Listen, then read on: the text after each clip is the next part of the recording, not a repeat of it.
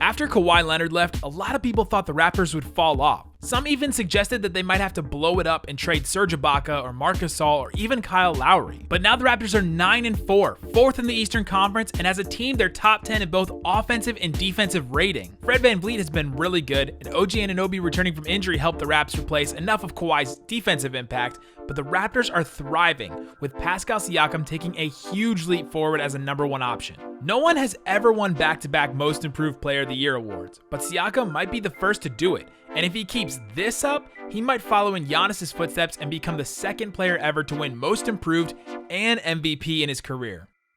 Last year, Pascal Siakam jumped up 9.6 points per game, from 7.3 points a game in 2018 to 16.9 points last season. This year, he's jumped up almost another 9 points to 25.7, the 13th highest mark in the league.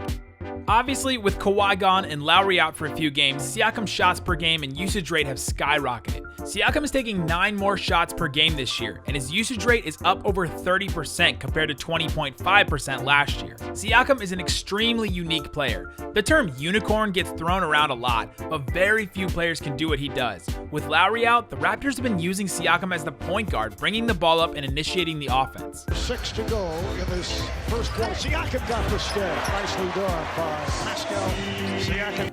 According to NBA.com's tracking data, Siakam is one of 2 players in the entire NBA who have attempted at least 10 possessions in a pick and roll as both the ball handler and the roll man. Obviously not at the same time. Siakam is a 6'9" big man who has spent 99% of his time in the NBA at the power forward or the center spots, and the Raptors are having him run pick and rolls like a guard. Continuing to run around and accepting the congratulations. Oh, Anunoby!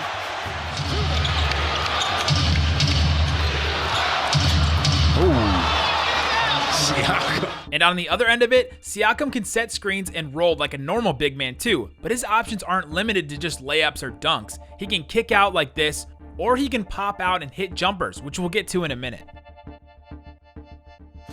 Good. Can't wait to see him in person. Good-looking rookies in the league this year. Kyle finds Pascal. In the circle, the jumper is good. Siakam's uniqueness puts almost every type of defender in a bad spot. He's bigger and longer than most guards and wings that can stick with him on the perimeter, but he has quicker feet than almost any big man and better handles than almost any big man has been tasked with guarding in their career. Siakam got inside to score. And sometimes he exposes both types of players in the same play. He says, I've been there. I know you get better in the summertime, and I tell you what. But if he misses the first time against a guard, he can usually get his own bucket and put it back. 5:40 left here in the second quarter. Go to work. Double comes. His own rebound. A lot of contact, no call, and a putback for Pascal. Pascal is starting to become a player who can score from anywhere on the court. He can bring the ball up himself and coast to the rim with an in-and-out dribble. Siakam going 1-on-2 and scores. He can start at the top of the key and hit his defender with an off-putting long crossover because of his massive 7'3" wingspan, and it only takes him 2 steps to get to the rim. You don't see any NBA teams press full quarter anymore. You don't see a lot of trapping. Pascal right down Rodeo drive with the finger roll. There's your point guard, right? Look at that. Wow. Look at this right here. See ya! Breaking ankles! He can catch the ball in the wings and bully his way through defenders and finish in traffic with that long reach. Bodies.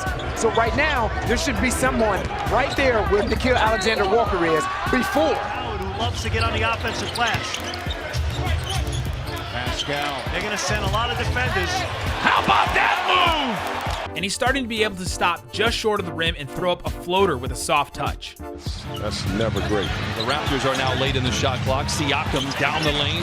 The teardrop falls and trickles in. But Siakam hasn't stopped there. I'd say he's slowly starting to expand his game to include jumpers, but he went from 4 points a game to 27 points in 3 years. Nothing in his career has been slow so far. There's a case to be made that no player has gotten as good as Siakam has so quickly. Siakam's first 2 years in the league, he was averaging 6 points a game, shooting 20% from 3, and almost 70% of his buckets were assisted. In October of 2018, we thought Siakam was just a fun story about a developing player on the Raptors. And now, almost exactly a calendar year later, he's an MVP candidate and hitting turnaround, fadeaway, step-back jumpers and pulling up for 3 in transition.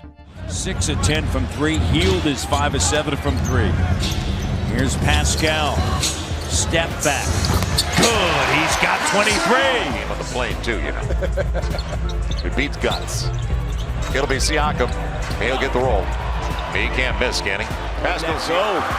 No goaltending call. 48-46. Siakam drains the 3. At 3, Spicy P. Drills it. But his most potent move, either facing up or in the post, is his spin move. Siakam keeps the ball tight against his chest and uses his momentum like a wound-up top to gain forward motion. Pascal spinning. What a beautiful move.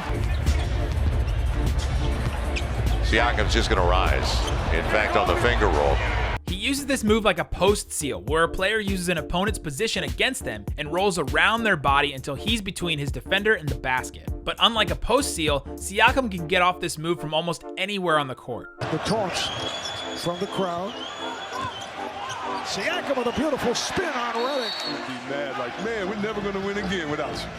7-0 run for the Pelicans. This all quickly to Siakam. Backing in, double comes, steps through, and it rolls around and through. That's it. Pascal backing in, you see Gordon doubling and then spinning away. It's not over because I mean, you're playing hard. If you play hard in this league, you're gonna. But at times when he's not using his spin move, Siakam flies around like a Wacky waving inflatable arm flailing tube man. Wacky waving inflatable arm flailing tube man. which can lead to 2 things on offense. Either he draws a foul, which he's become amazing at, or he throws up a wild shot. Right now, Siakam has the second most and ones in the entire league, just behind Giannis. He has more than Harden, Luka, or even LeBron. What a preseason he had. He hit 35 of 49 from the field. Oh, that counts in the foul. Siakam. Buddy Hield finished last season with 602 three-point field goals. And Siakam. There's too much time left to feel comfortable. You know it and I know it. Siakam, though, is going to the line looking for the 3-point play. But his wacky waving tube madness can also lead him to drive in wildly and attempt shots he has no business taking. But that comes with the territory. And Siakam actually only turns it over 3 times a game, one of the lower marks among players that have a 30% usage rate, lower than Giannis, Kawhi, Embiid, and LeBron. That said, Siakam is also really low on the list of high usage players in terms of assists and assist percentage. He's averaging almost 4 a game, but the only 2 players averaging less assists with a usage rate of 30% are big men, Joel Embiid with 3.1 and Anthony Davis with 3.3 assists per game. But Siakam has also really grown as a passer, and he keeps defenders honest out of drives and post-ups. Passing can work like shooting in a way. A driver needs shooters to space the floor, but the defense also has to think that the driver is a threat to pass so that they'll stay home with their player, or they'll run over to stunt you on a drive or swipe for a steal or just put you off balance. But Siakam becoming a passing and playmaking threat has opened up a lot of stuff for the Raptors, both out of drives and out of post-ups. Pascal Siakam has jumped up from interesting development case to solid starter to MVP candidate in a short amount of time, and once again, like they did with Lowry and DeRozan, the Raptors have seemingly avoided bottoming out and will be in the playoff hunt once again. Comment below, who are your top 5 MVP candidates right now?